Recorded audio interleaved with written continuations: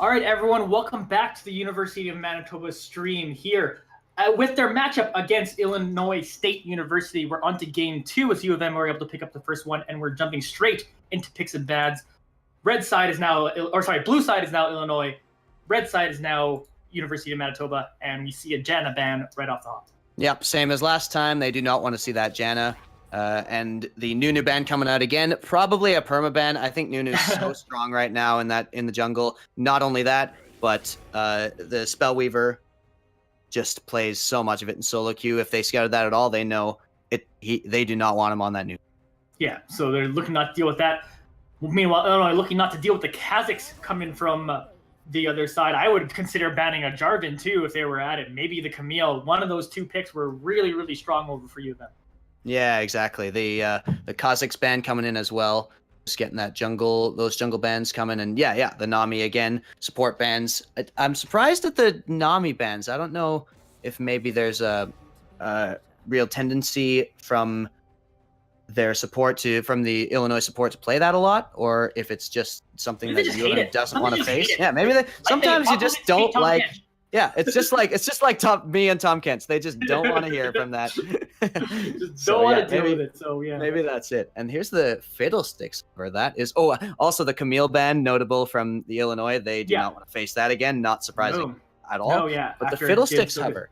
Yeah, it's gotta be maybe a trolling stream. I don't know, but maybe it could not be. Sometimes after you just lose, sometimes you just go for a comfort pick, and that might be it. No, they're gonna pick up the Sejuani. No, they got the Sejuani again. Yeah, and the Sejuani was effective in that game. Was able to get those engages down, but yeah,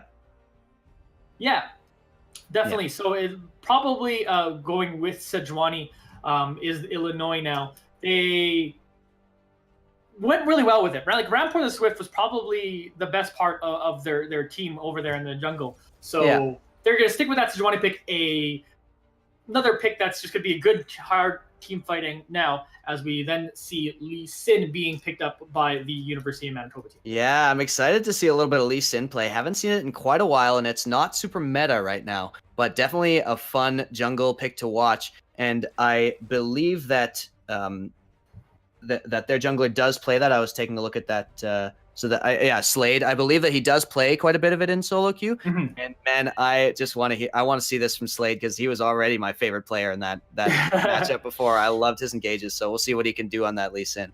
Yeah, we'll see what he's gonna pull off there. Try to claim the title of cleanest Lee Sin in Canada. Let's go for it. Varus being picked up as the AD carry now for Zev. Yeah, good AD carry right now. Just solid. Yeah, just really good engage, really good late game, good in lane. Varus is just so good right now. I'm a big fan of that pick.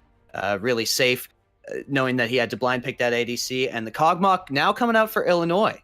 And so that late game scaling is going to go to them. We'll see if Rampor can. Is it Rampor who's the? Yeah, we'll see if Rampor can pop off the way Zev did. Crazy damage late game into those tanks. And there's the Lulu along with the Kog'Maw for that bot. Yeah.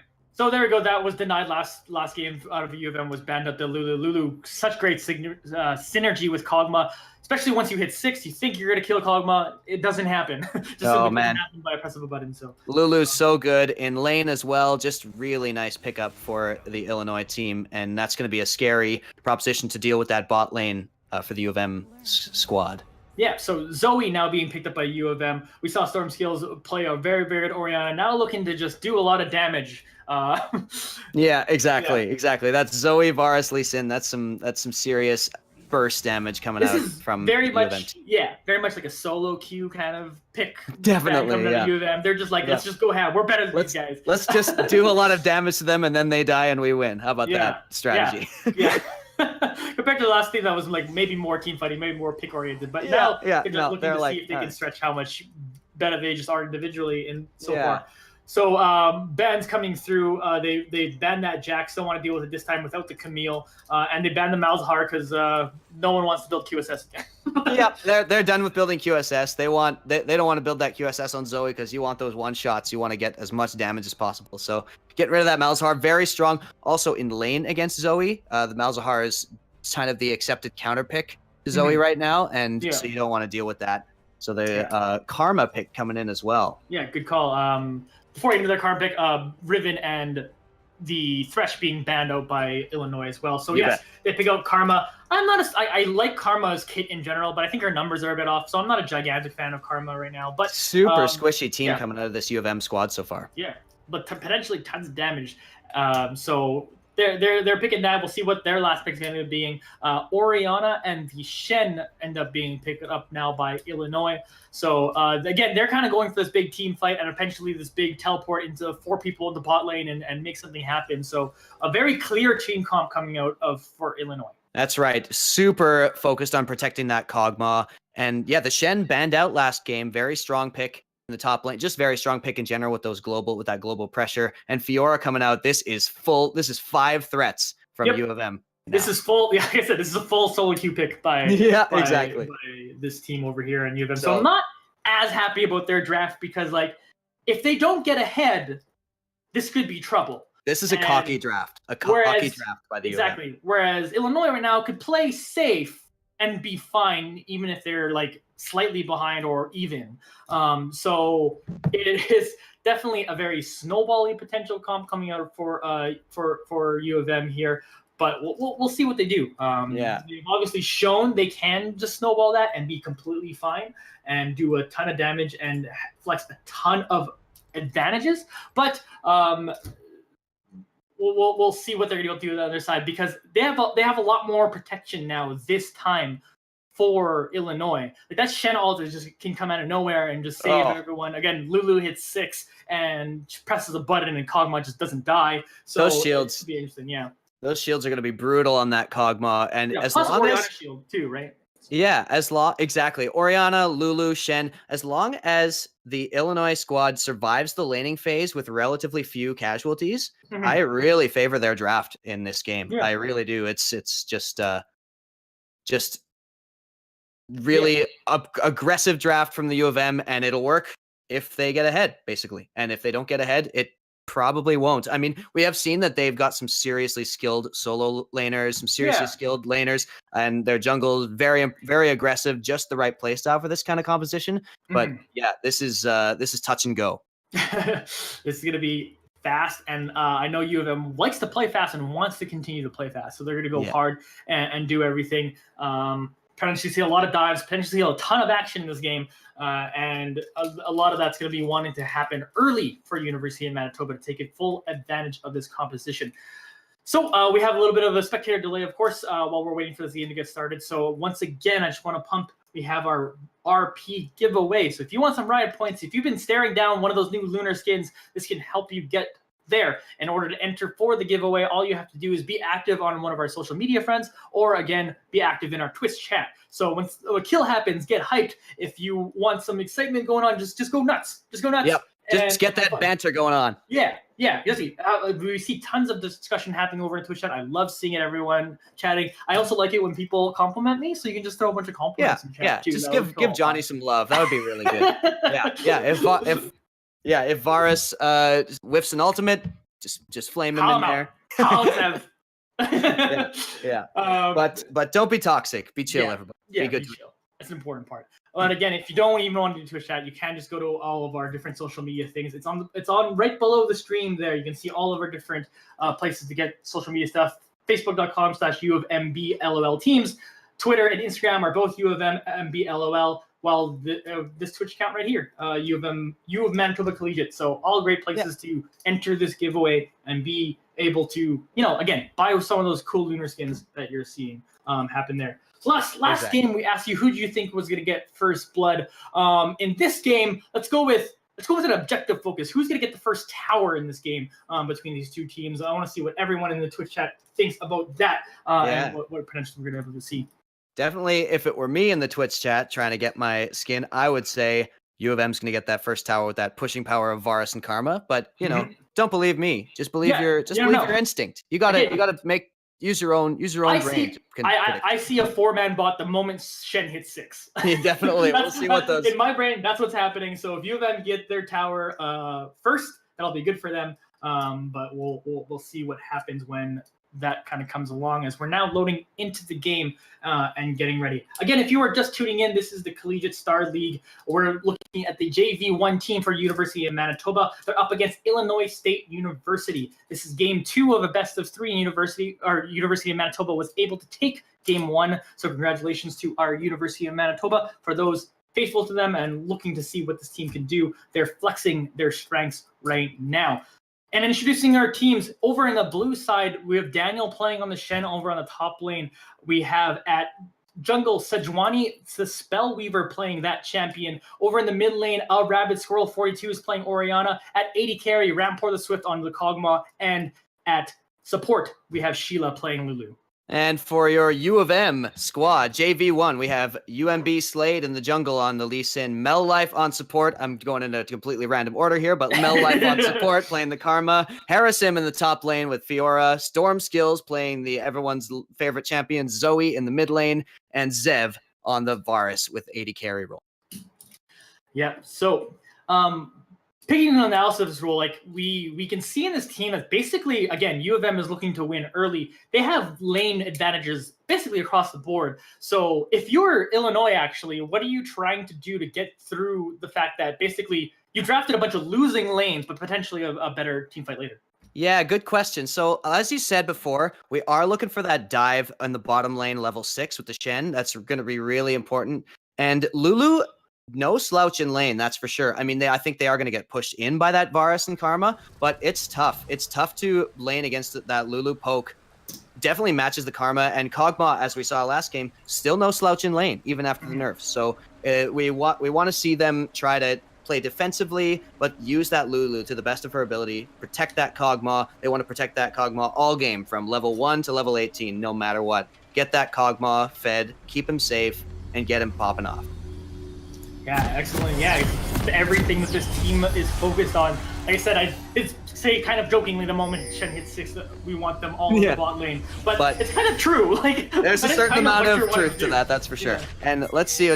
Speaking of dives bot lane, do we have stopwatches? We do have 2 stopwatches coming out for the bot lane of Illinois. No stopwatches coming out for the U of M. And so that dive is Karma's got one. Pardon me. So there's 1 stopwatch, and so they're going to be looking for that Varus in the early engages to focus on him, or in the level 6 engages, 6 the game when the stopwatch is active. Go on him, take advantage of that vulnerability. If they can blow a summoner spell early on against that Varus, that's really important. And U of M's going for a bit of an invade here. Yeah, they know they have a stronger level 1, so they're all over here. The Q's going to be able to hit Daniel, but he's not going to jump on him that quite yet. Doesn't know if anyone's behind him. We know that, but obviously they didn't see that. Exactly. Yeah. So they do get the ward down. Looks like that's all they want to do here. They're going to back off and get to their lanes, get to that that blue buff, or that red buff where Lee Sin's going to be starting. Looks like he's not taking a leash. He's just going to go there and do that on his own. Yeah, he's going to be able to have that, so everyone's going to be able to do nothing spicy happening quite off level 1. No. But again, we're looking to see U of M go really, really fast and really, really hard. So this is potentially the calm before the storm for this game, because they got a crazy game. Oh man, there's going to be so much damage. Keep your eyes on Slade, everybody. My new favorite player. He is. Exactly. It is all forward all the time. It's going to be for U of M once the ball starts rolling.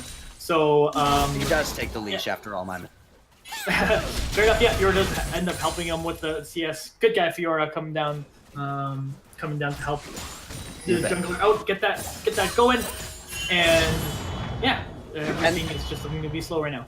Yeah, like you said, the U of M took a pretty convincing lead and just completely closed out hard in that first game. We're going to see how Illinois is able to bounce back in terms of morale and in terms of just their mental fortitude for the second game, because a best of 3, that's very important in a best of 3, is being able to just shake it off. You know, I mean, you all know from solo queue how difficult it can be. You lose your first game of your promos. And you're just like, all right, I'm locking in Pantheon jungle and I'm just going to gank level 2 and get everyone, like, you know, it's you've got to go. And they did pick a nice comp for that, which I really like. I like that they took a very defensive composition that will outscale, that they can just play back, and they know that they'll be stronger in the late game if it gets to that point. So I really want to see if Illinois can just keep even in their lanes or keep just a little behind in their lanes. Here comes Slade for the level 1 gank, or the level 3 gank. Yes, coming over onto the Orion real quick, but he's not going to get much out of it. He's going to get out of there. Oh, the flash is going to be forced out of Slade, so he's going to not survive, or he is going to survive.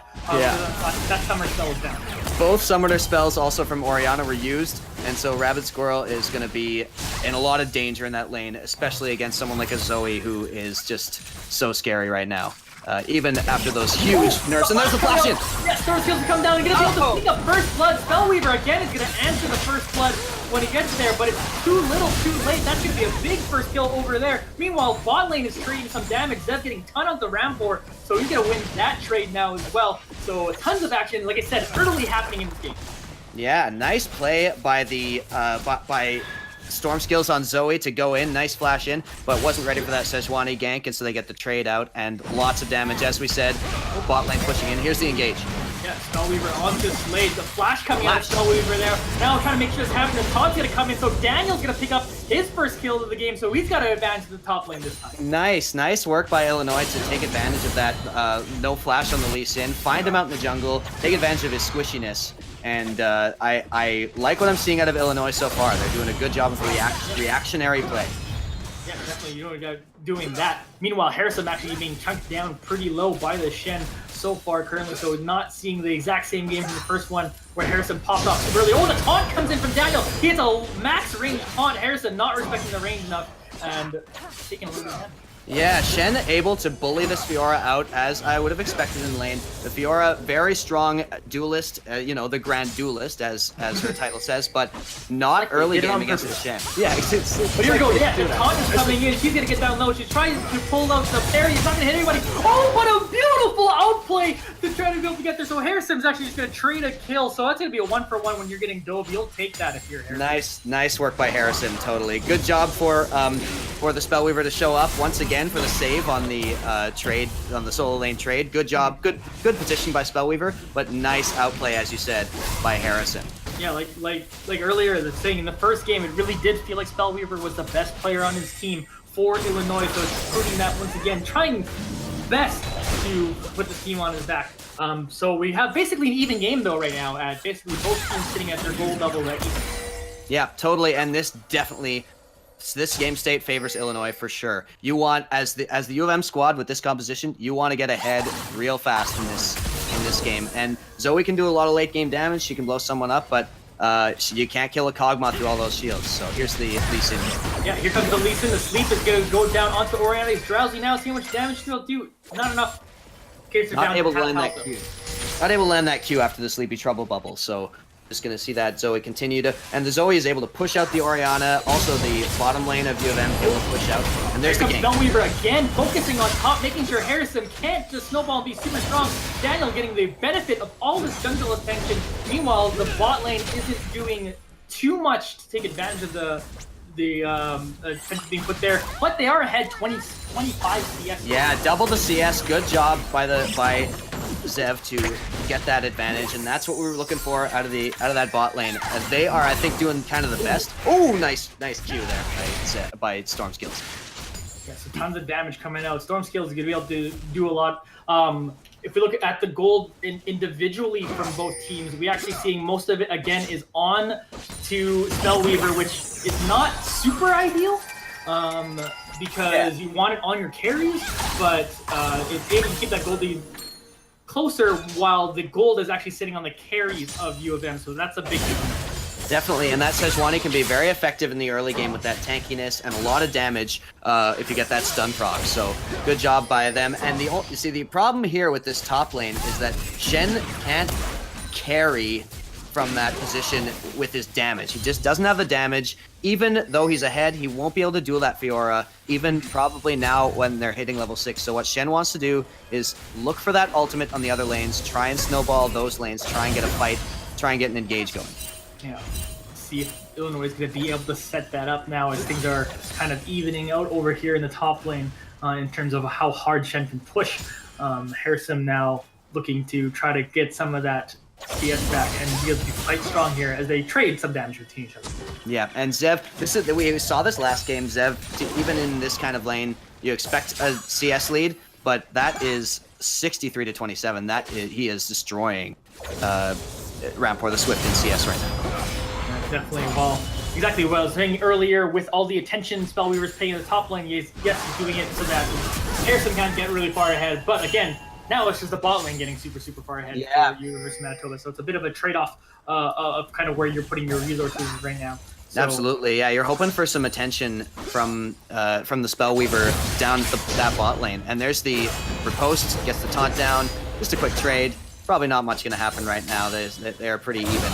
Even Harrison getting the better of that, actually. Oh, here we go. We got some action going on the bot lane. Slade is going to build close, like kick and kick back ramp for the Swift. He's going to try to flash out. He's going to use that stopwatch to try to survive for a little while longer, but it's not going to be long enough. Kills going over to the bot lane. Meanwhile, a gank happening over the top lane. So again, again, Spellweaver putting on more pressure on the top lane, but again, at the price of what's going on over in the bot lane. Yeah, huge play there out of Slade. There's the Orianna Shockwave. That's the flash out.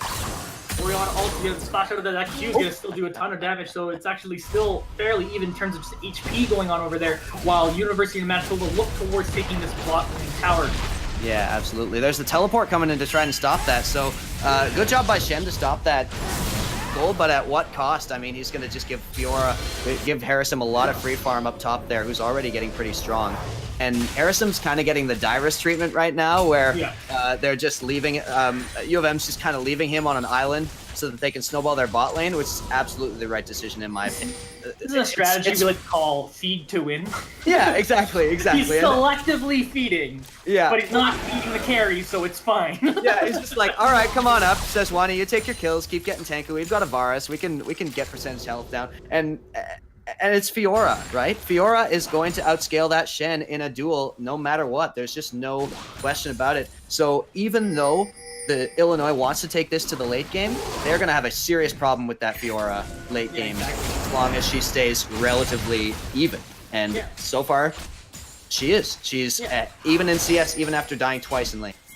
Yeah, exactly, and they're behind almost 1,000 gold as a team as a whole, so it's still not quite exactly what you're looking for when you are this Illinois team. Meanwhile, they're fighting over here as Daniel and Harrison are going for the 1v1. The taunt is going to be landed by Daniel, and more damage coming along to Harrison. He's going to try to re-engage here. Daniel now actually has to back off as his cooldowns are over, so Harrison and Daniel do a good little trade back and forth. You don't see a lot of those in the top lane too often, so... Definitely. Action. Oh, still going in? Alright. There you go. Oh, what a whirlwind of emotions right there with that top lane. Daniel looks like he's bot lane is happening. Spellweaver's finally made his way down here, so he's gonna go down real low. Zeb's trying to put in some damage, but Elverman's just gonna have to back off actually. So good job countering a gank this time by Spellweaver. Actually, the bot lane. Slade goes for the insect, but they definitely don't want to see that Szechuani going back towards their carries, so not the right target there, but the only one who could find, and they was able to weather that. Nice taunt. Very nice taunt. It's going to force out a flash from Harrison as well, because he was under tower during that taunt. So playing really well as Daniel right now. Yeah, good work by Daniel there to take advantage of the slight over-aggression of that Fiora pick. So red side is pushing in the bot lane, get the priority, so they have the direct bot in the middle. So this dragon's basically free. That's going to be a mountain drake going over to the University of Manitoba team. Yeah, no problem there for the U of M. Really good to get that mountain drake. They want to control objectives, and even though it didn't go totally smoothly for them in the early game, they still are able to get that map control going with that Lee Sin. Very aggressive, very proactive going into the getting vision along the river and able to secure that objective. Yeah, excellent work going on by U of M, remaining objective control. Remember, they didn't lose a single objective in that first game they played. That's right. They didn't even lose a tower, right? No, yeah, exactly. So it's been a great game, great total game, as much as they were winning individually, but great job by University of Manitoba to reflect what they're doing in this game. Yeah, so and we have the bot lane now, bot lane now 2 levels ahead. Karma is 2 levels ahead of that Lulu, and so Lulu doesn't even have ultimate yet, so they're looking for another gank, although Spellweaver is waiting in the wings right now for that opportunity to get that ultimate down. Yeah, counter has been happening. Let's also note that there is an ultimate that is available over from Shen, so they don't want to go too hard. But meanwhile, the gang's actually coming over into the mid lane. The stopwatch is going to come out to keep Rabbit Squirrel alive, so that's going to be enough to survive, but the pressure is being mounted on by Stormfield. Yeah, Sejuani coming in. Spellweaver trying to come back here and answer something over now. The Orianna ult is going to be kicking down Slade real low, but the kick team will knock him away. Spellweaver is going to use the ultimate to secure this one onto him. Rabbit Squirrel going to pick up the first kill of the game for him, and that's going to be what happens in that match. Spellweaver, nice flash over the Zoe bubble, really well played there. And they as well, Rabbit Squirrel, nice use of the stopwatch, but here's the dive. The Shen ultimate comes in. Shen ultimate comes in, is going to be enough to save Harrison, but goes in too far, he's going to take a bunch of tower shots, so Rabbit Squirrel's going to pick up another kill, and an over-aggression happening from Harrison so far through this game. Over-aggression, exactly. The U of M are trying to, they know they've got to get way ahead. They can't just play back, otherwise that Kog'Maw will outscale them. So they're going for some crazy plays, and it didn't pay off in that respect. U of M is able to secure the first turret, though, which is a good use of their map control that they've got right now. But yeah, nice work in the mid lane. Nice work by Spellweaver and Rabbit Squirrel to avoid that gank and counter it in a way that gave them an advantage in that lane. So good job by Illinois. So a bit of objective trading going on here. Get some kills for Illinois, but what they really want was some towers for University of Manitoba. So they're going to go pick up that.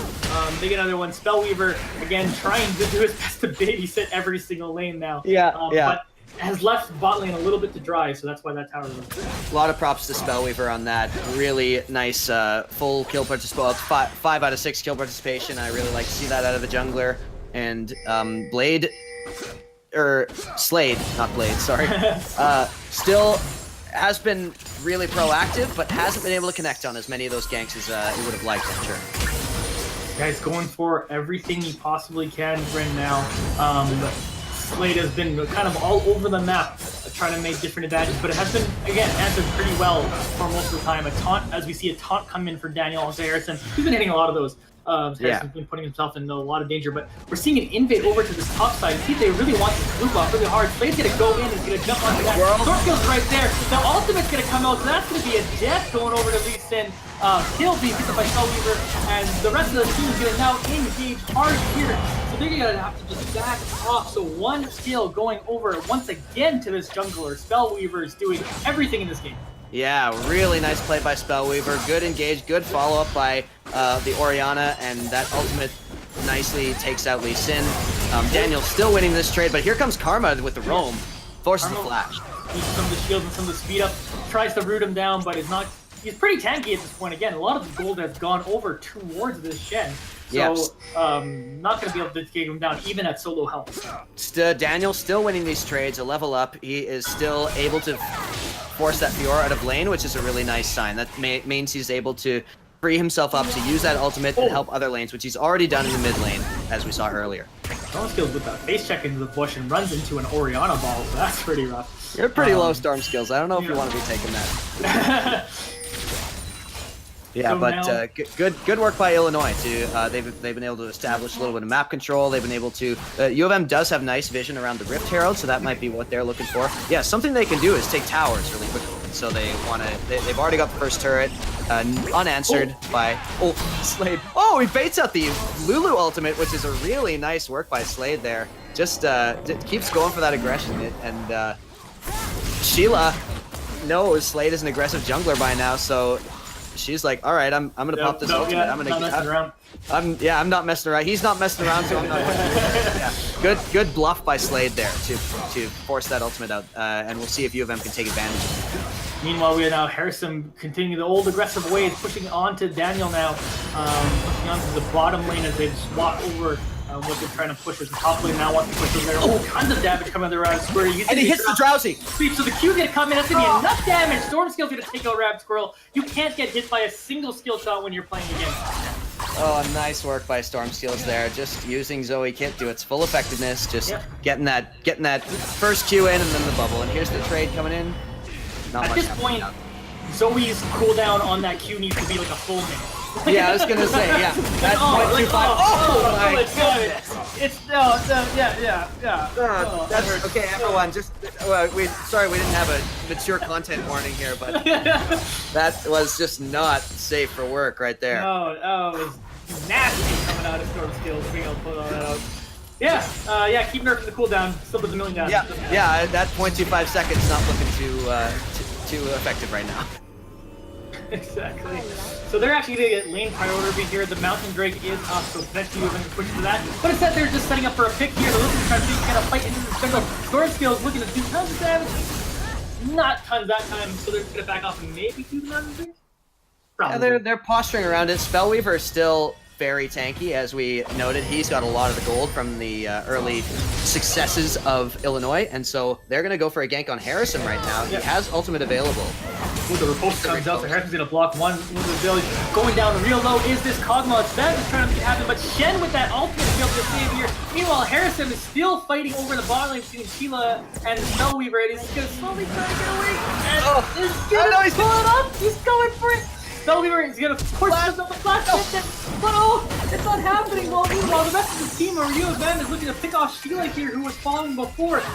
Oh, Spellweaver. Surviving was Harrison. He's still around. U of B Slade is going to pick up one kill. Daniel's going to start pushing over towards the top lane, but a heavy chase and a big mistake by Spellweaver on that play. Oh man, Harrison just survives by the skin of his teeth, and that does not feel good at all. That's as you say, that's a tilter. Yeah, that's 100% what you're tilting. Are you kidding me? Yeah, Kidding me in that exactly. one. Oh, 7-7 is the kills, but it is a 3,000 gold lead, 3.6 gold lead for University of Manitoba. Because Yeah, again, mainly those turrets. Yeah, exactly. Objective focus, able to get map control even when they're behind, which is really impressive. And Shen's still winning those trades, but now Harrison's got some help.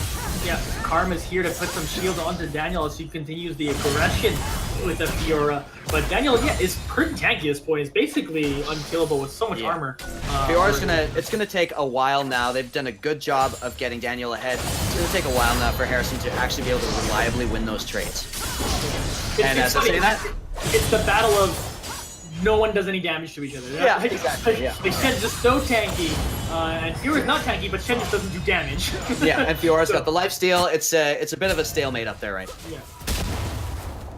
So a lot of attention being paid over to this top lane now as Karma's trying to remove some vision and create some vision of their own, as Lee Sin is now making his way over here, planting the Q onto Sheila, but Lulu's just gonna back off and not deal with that. But yeah, everyone's over here. It's gonna be a bit of a top lane party.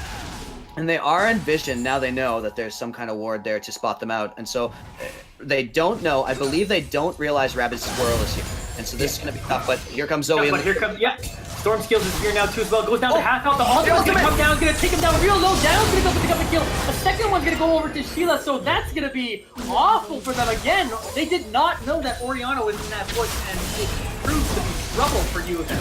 Nice work by Rabid Squirrel to get into that bush unseen, and really pays off. That was like, come on, hits your ultimate, and then he does it, and it was as glorious as I imagined. So thank you, Rabid Squirrel. Yeah, able to pull that off. They get their first tower, everybody. Hey, the first tower of the series so far. Nice They've got it. Nice work. They're still not ahead in gold, but here's the flash out of Zed. Ultimate comes down. Both players all ultimate each other just so they can get away, and Zev is just gonna live out of there. Still stretching a 58 CS lead over the enemy 80 carry, so he doesn't want to get any of that gold back. He's been just hard pushing AFK farming in that bot lane. They were able to get his flash, which is really good. I would expect a Quicksilver Sash out of him in this game as well, just to get out of that Sejuani ultimate, because if you get hit by that in a team fight with that Kog'Maw and Oriana on you, you're dead. So yeah. I'm hoping for a QSS of some kind, unless they just keep getting further ahead, keep building damage. I mean, that does seem sort of what this comp is about, so see what happens there.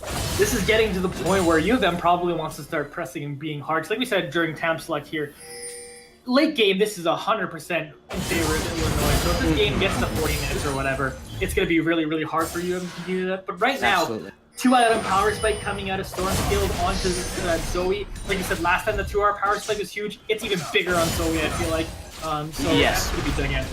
Absolutely, and we've already seen that Zoe can completely one-shot the Lulu. Probably can do the same to the Kog'Maw. So they, if she's able to catch someone out, what? That was a weird reaction. But if she's able to catch someone out, then she will wreak some havoc. And yeah, Harrison going for the solo, but I don't know, Harrison. I don't think you can do this.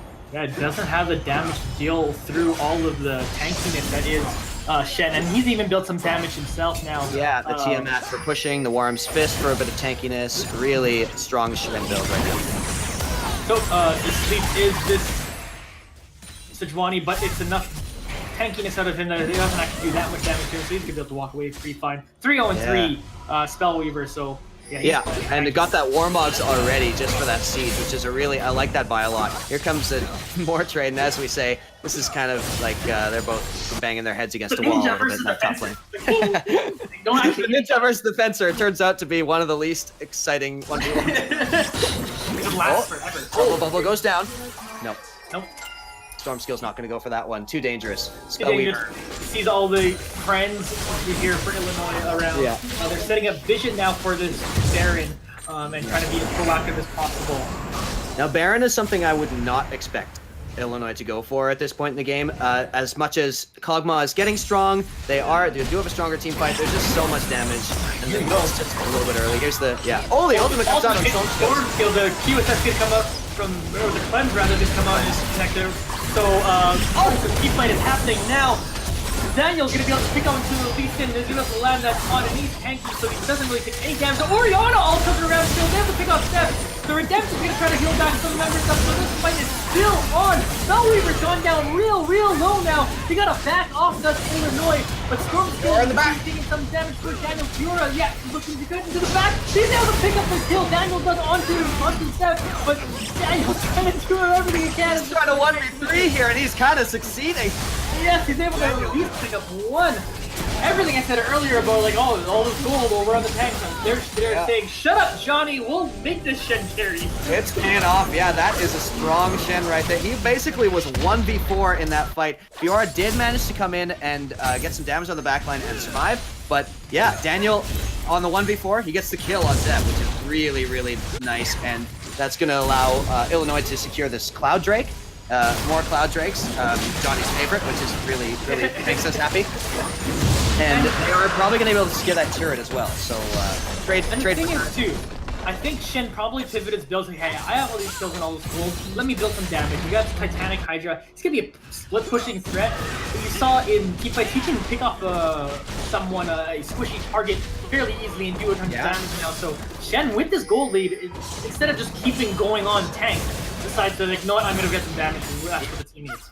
That Titanic Hydra is so strong for pushing, and that's just what the Shen needs to do, is create pressure elsewhere on the map, so that when he uses his ultimate, there's already a split focus from the U of M team. And yeah, I'm really liking the way Illinois is playing this right now. Really like the way Daniel and Spellweaver are able to just be that crazy front line, that unstoppable front line, that and they just brute forced that kill on Zev. He just ran into 4 people. Zev was already super low. He just goes on him, and it was a nice shockwave as well by Stormskills. I just really am enjoying the adaptations from Illinois this game. Yeah, so yeah, definitely a great job there. Because you know, Shen wants to, I'll do the damage for now. Kog'Maw's behind, but eventually Kog'Maw will be a late game Kog'Maw. So Shen does the damage for now until they get to that point. That could be huge here. So here you go, the Fnatic Death Brush happening over here. Yeah, we'll see how this works. I don't know if U of M really even wants to go here, but we have Karma posturing a little bit. And is the ultimate going to come out from the Sejuani? No, she gets put to sleep, and that is going to be it for that. But Karma smartly, Mel Life does not face check the bush, using the Q to make sure to see if anyone's there. They sniffed it out. Ooh, trying to get where did that Kog'Maw's health go? He is just okay. So that's what Zoe does. It is what Zoe does. The Speedy Trouble Ball is going to land onto the Shen. The more damage they come through for the rest of the team, and they're going to continue to join this. But let's see if Spellweaver can go in for another game of their own, if they're just going to try to see if Stormskill could be the only one to lay down some damage, only one with a long range poke. So they're just going to push in these lanes now. And Spellweaver, on the contrary, takes almost no damage from that Zoe Q. So if Sejuani can block those. Oh, there's a bit of damage with the E buff on the damage, so that's good. And even as tanky as he is, Sleepy Trouble will fuck that Q does so much damage. Exactly. Right now, so. Fiora's starting to do some damage as well, though still not. Ooh, misses the taunt. That's critical. Yeah, Fiora goes in. Oh, first. Yeah, that missed taunt was the death of Daniel right there. Fiora finally being able to get the kill, staying aggressive the whole game. That's going to be a huge person dead for Illinois. They can't really contest anything that U of M wants to do now without Shen. So unless Spellweaver gets a huge ultimate in the backline, which he's trying to do now potentially. Yeah, flash out of Karma, top turret goes down, and this is a lot of pressure from U of M. Really impressive to create this much pressure, even though some of their people are behind a little. And there's a lot. They were able to take 2 turrets there, and they might get this bottom turret as well if it's not answered. Looks like it will be by Lulu only though. So Sejuani in vision also going down there, and mid turret goes down. Oh, here comes the playmaker. So yeah, the 1-3-1 put out expertly by the University of Manitoba team, doing a great job pushing those lanes and keeping focus in. They knew, okay, so they have this big, strong team fight, and Shen's pretty strong right now, but they did a good job of ultimate comes out. Able to cleanse that ultimate, so Storm Skills is able to survive there. But yeah, doing a good job, this U of M team. Again, as impressive as their individual play is in lane, their teamwork has been excellent, and full credit to the coaching staff for helping. Absolutely, they're communicating really well. They know what they want to do, but Illinois is going to go for the Baron right now, and the one advantage is Slade is nowhere near the fight, but here's the Drowsy on Orianna, where Zoe coming in. Instantly melted! Stormkill pulled it off. Harrison not going for the flank. That's going to be tons of damage come through. Harrison's going to pick up a kill. The Baron debuff this entire Illinois team took was too much. Double kill now going over to Harrison. Den's putting down damage now on the other side. Daniel, you're tanky, but you can't tank everyone. That's going to be everyone down except for Spellweaver, because he was already dead earlier. U of M takes a gigantic team fight around Baron. Not even Daniel could save that fight. Not even that crazy tanky Shen. Spellweaver has to pull off a miracle. And Spellweaver trying to pull it off, trying to see if he can get enough vision to be able to pull anything off, but they're being patient. They don't want to let him have it. Red Team is going to go over to that's University of Manitoba. Spellweaver now is going to die for his effort. So complete the ace. University of Manitoba have a stranglehold on this game. That was beautiful Baron control by the U of M team. They kept it just above the threshold of the smite. They kept it at about 1100, which is just more than Sejuani can do with her burst damage plus smite. Really beautiful communication there by U of M. I can't stress enough how nice that play was. That was really, really good. Just immediately they all stopped attacking. All 5 completely stopped attacking right at the right second. And prevented that steal. Exactly, make sure everything happened. And what a tipping point that happened at that moment. The 1v1 kill by Harrison onto the Shen that allows them to take some objectives, get a bunch of lane priority, and now they're snowballing this game. That's what I was saying. This was kind of at the point where they're really strong and know they can't go to like super late, but they were able to use everything effectively, and now they're snowballing and looking to push on these lanes with this Baron buff. Yeah, I mean, did you see Orianna in that fight? I don't think I saw her. Did something happen to that Orianna? Well, the biggest thing, again, if you don't know and you're watching, when you fight Baron, you get a giant debuff. That essentially you lose a lot of magic resistance and a lot of armor. So Storm Scales made Orianna disappear because she had no magic resistance. Basically took true damage from Storm Scales. And you look how much damage Storm Scales does to someone with magic resist. Yeah, even Spellweaver, although Spellweaver critically has actually not built any magic resist. There's just the Warmog's armor. Yeah. And so that's even as tanky as Spellweaver is, still gonna take a lot of damage from that Zoe, who now has a Rabadon's death cap finished, and that is just so scary to face. It's an insane amount of AP. Yeah, that's 524 I'm seeing right now. It's just, that's really does big make me happy, man. Don't want to deal with that. So they're pushing in this bottom lane now. Spellweaver trying to get a gauge onto Mellife. Oh, Sheila goes down so low. All those shields. So many shields keeping alive. Mellife is going down real low. My favorite is the redemption keeping her alive, actually. So Mellife actually finding out to get away. This fight continues on. UMD placing the new target out for Illinois. Has the people taking it down. Meanwhile, the mid lane turret is being taken over by Harrison, and so is the inhibitor. So everyone surviving from U of M by a slim margin allows Harrison to take an objective, and now they're taking over this bottom inhibitor, and Storm Skills just zoning everyone off. tons of damage. No one wants to tank. And beautiful play by U of M. As strong as Zoe is, it is not that easy of a champion to play, and I really like Stormskill's play, really getting in there, really getting those bubbles down just when it needs to be. And yeah, it looked like a pretty good fight for Illinois, but that was 5v4. Like that wasn't an even fight. Fiora was pushing, got that inhibitor mid, and so that's really worrying for Illinois that they are not able to get any kills. They're not able to get anything out of that fight, and that's 2 inhibitors down. Lots of super minions streaming into the base, and Illinois has, or U of M has full map control right now. Yeah, and as much as it's flashy to talk about Stormskills and how much damage it does, I need to give a huge credit to MelLife's work in that team fight, actually. Keeping herself alive, keeping everyone alive by the slim margins, using the Lock of Iron Flyer, using the Redemption, using her own shields on her E. Just like everything about her kit she used really strong. I criticized the pick. I said, I don't really like the Karma pick right now. But it's working out super, super well, as that was a great example of what Karma does best. And excellent job of the support from the University of Manitoba. Absolutely true. And yeah, MelLife's making Varus look like Kog'Maw's supposed to look right now with those huge shields. I really like MelLife's choices on who to shield right now and when to use her abilities. Very, very difficult on Karma, as you say. Not the most meta pick, not the strongest, but here comes Illinois. Here comes U of M pushing the bottom lane, or top lane. Top lane. Here you go, pushing on the top lane. Spellweaver is able to get a little bit on the Stormskills, but he's just going to be rooted. And that Sejuani is taking lots of damage, going on real low. Zeb's going to pick him off with an arrow. Harrison, meanwhile, is pushing over the top lane. Daniel can't really do too much about it. So Varied buff is over, but super minions are starting to crash down onto these lanes, and it's gonna be a tough time for Illinois to deal with this defense. So close on that Q. And yeah, Varus, we talked about the Kog'Maw scaling. Varus is no slouch in the... Oh my goodness, I couldn't keep talking about it.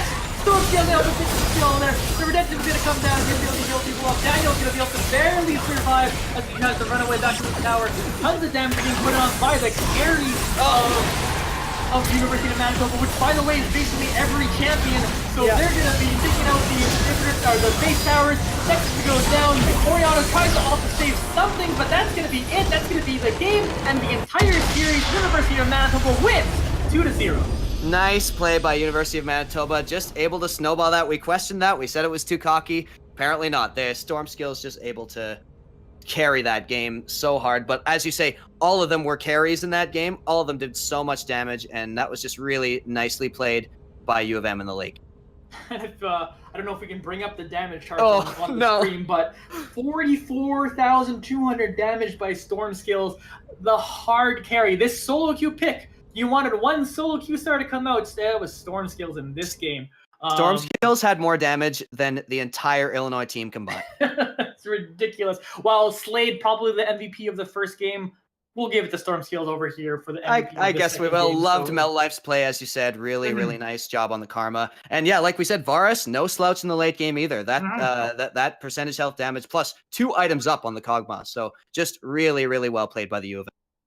Yeah, it was an excellent job by University of Manitoba. So I believe we're going to take a quick break here. We're going to bring in an interview and talk to one of the members of the University of Manitoba for a little bit as we conclude the stream. So we'll be back in a little bit. But again, still time to get into the RP giveaway. So shout out on Twitch, use all of our different social media things, and you can have a chance to win a $10 RP card. So we will be back in a few moments here with an interview out of one of the members of the University of Manitoba JV1 collegiate team.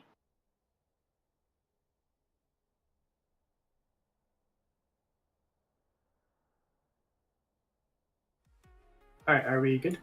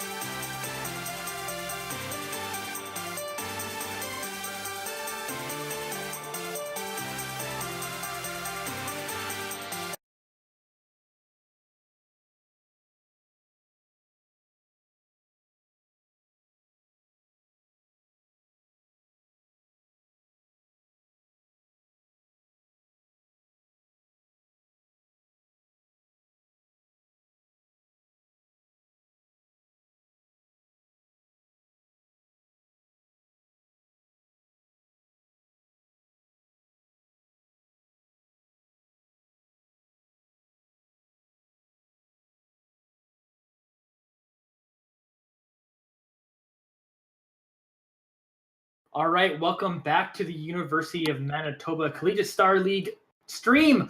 We were watching the University of Manitoba play their JV1 game against Illinois State University, and we're now joined by Slade, the jungler for University of Manitoba. How are you doing, buddy?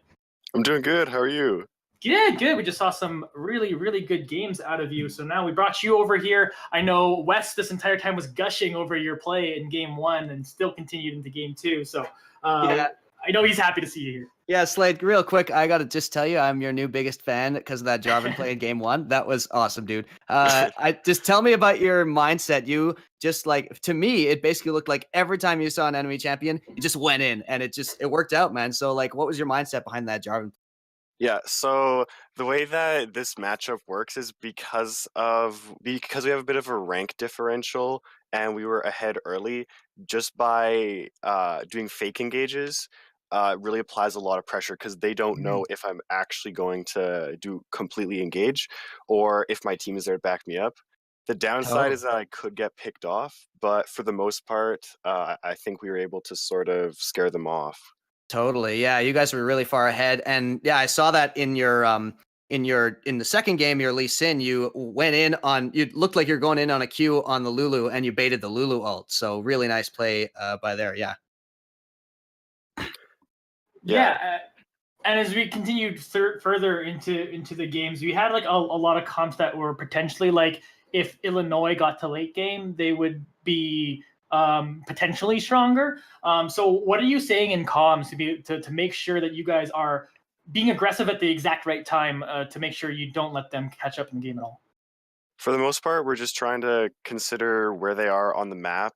And for the most part, when you look at when mistakes were made on our part, that comes a lot from in our communications where we don't call where everyone is, where we usually end up calling sometimes 4 out of 5 of the members, and then we just don't think about that last one, and it sometimes messes us up. But otherwise, we usually just try and focus where they are and then use our split push accordingly. Other than that, we're just trying for the second game. We were trying to play really aggressive because our support actually had to leave early. I was about to.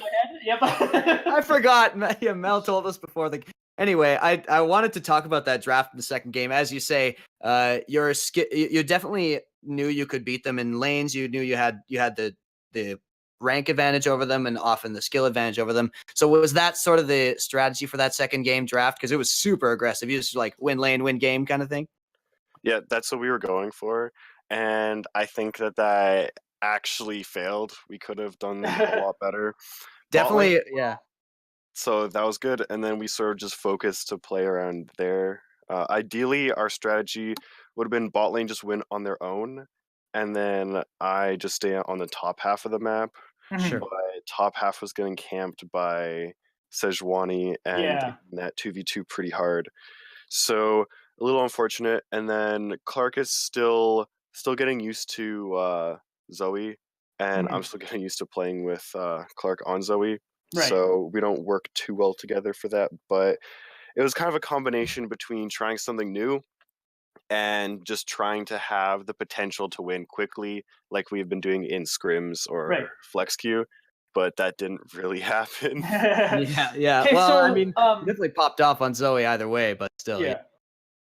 So a question comes up because a lot of times people play solo queue and they're like, I'm just getting camped over and over again. This is awful. Like my jungler needs to help me. What's going on here? So what do you do when a lane actually legitimately is getting camped, much like that was happening in the second game? When a lane is getting camped, the best idea is to focus on the other half of the map. And ideally, you would split the map. So I'd be taking their bot side jungle and then my bot side jungle, and then they'd be taking my top side jungle and their top side jungle. So the good part about that for us is it would give us dragon control as well as pressure in the bot lane. Yeah. And then from there, we just need to translate that to through lane swaps or through team fights, translate bot lane's power to the other lanes. And now, so we have a quick question from the Twitch chat, if that's okay. Okay. We know you have some serious like skill advantages in some of the lane matchups. We could see that. But what do you think was ISU's weak point specifically? What do you think you took advantage of the most, and what did they do poorly that you were able to snowball off of? I think more so thinking about game one, they definitely felt like they had a weaker bot lane compared to us, and I felt like top lane Harrison definitely is better than Daniel. So the skill difference in those parts of the map really makes it easier. Totally. Yeah. Yeah, that bot lane matchup really turned it around for you, and obviously your presence there was no small part of that. So yeah, congratulations on your win, man. Thanks. Yeah, thank you very much for joining us today for the quick interview. Again, congratulations on your 2-0 win. Everyone, yeah, and we're just waiting for the name of the RP winner. But everyone, thank you very much for joining us today for the Collegiate Star League game here for the JV1 University of Manitoba team, as they became victorious over Illinois State University 2-0. So again, congratulations to our team over at University of Manitoba. We're just waiting on a winner for the RP stuff. So again, thank you everyone for being active on social media and all that, because that was how you got into it. And the winner is that sounded terrible. Dinsbag, you are the winner of our current giveaway. So congratulations. We will be giving you please message us on Twitch chat, and we'll be able to like DM you basically and get you the code for that RP. So once again, Dinsbag, Dinzbag, you are the winner of our RP giveaway for today. Again, thank you for everyone and joining in onto the cast today. We will be back next weekend over at 2:00. Same time, same bat channel. Maybe different casters. I don't know. We'll see what happens there. But again, thank you. I'm Johnny Esports. I was joined by Wes Rambo here the whole time, and we are gone. Thank you very much. See you later, guys.